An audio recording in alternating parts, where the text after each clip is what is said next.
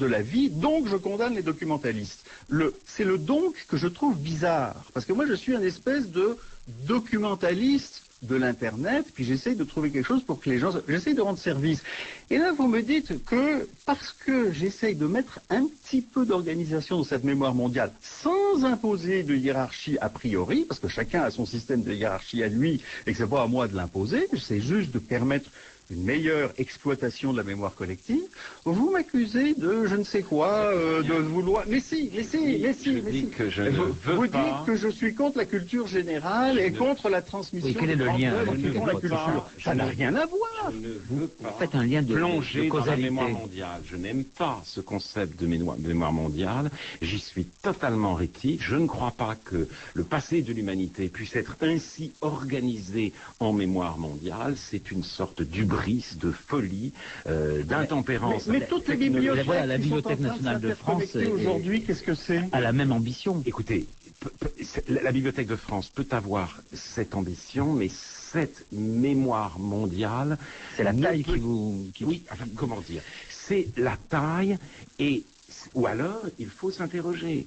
N'y a-t-il pas un lien entre la constitution d'une mémoire mondiale et l'oubli généralisé dans lequel les générations, enfin l'époque actuelle vit et dans laquelle nous sommes en quelque sorte plongés. Comment se fait-il qu'il y ait cette coexistence? Pourquoi c'est vous qui créez un lien à l'intérieur d'une coexistence? Et je vois un lien. Écoutez, vous avez, Michel Aberganti, écrit un livre sur les nouvelles technologies, et dans ce livre, vous avez parlé d'un projet Rimbaud, par exemple, qui était proposé à un certain nombre d'élèves. Hein, et à travers ce projet Rimbaud, sur Internet, ils se connectaient, ils pouvaient emmagasiner un certain nombre de connaissances sur Rimbaud et même pratiquer à leur tour une écriture d'invention. Connexion,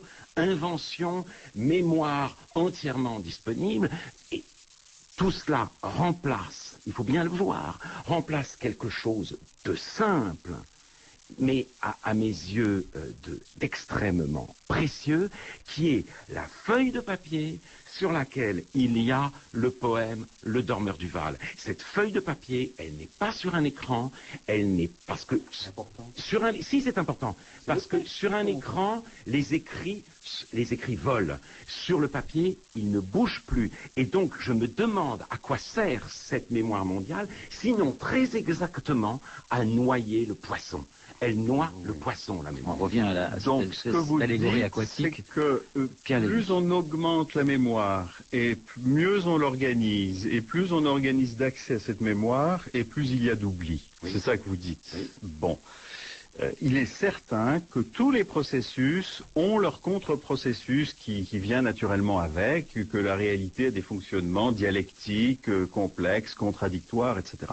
Ceci dit, je suis persuadé que il s'agit en gros d'un progrès de la puissance de langage, de la puissance d'expression, de la puissance symbolique humaine, et que malgré tous les, disons, contre-courants, et malgré le fait que nous vivions, c'est tout à fait vrai, une époque de transition, et malgré toutes les difficultés qu'on a dans le domaine de l'éducation aujourd'hui à transmettre une culture générale qui reste plus que jamais indispensable, et sur ce point je suis entièrement d'accord avec vous, j'ai les mêmes problèmes avec mes étudiants que tous les autres professeurs du monde, et j'ai parfaitement conscience d'être un instituteur en étant prof d'université. Bon, ça c'est une chose, mais j'essaye de faire usage des moyens que la technique fournit à ma disposition, et notamment des moyens qui permettent d'augmenter l'intelligence humaine. Parce que je regrette, l'écriture, c'est quelque chose d'absolument génial et qui a fait progresser l'humanité par rapport à l'oralité aussi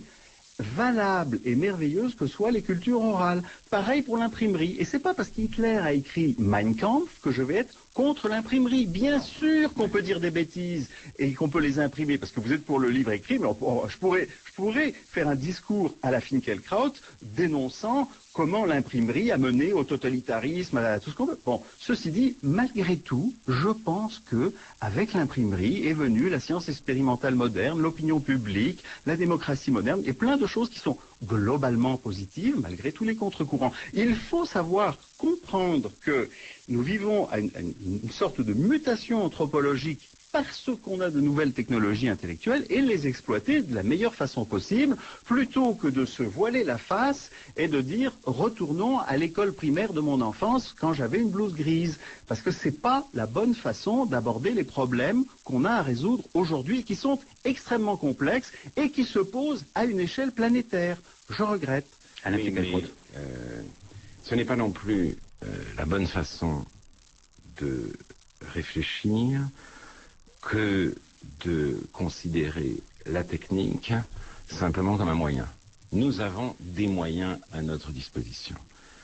Je crois qu'il est naïf de croire que la technique est un ensemble d'engins et d'instruments. C'est un mode de dévoilement du monde.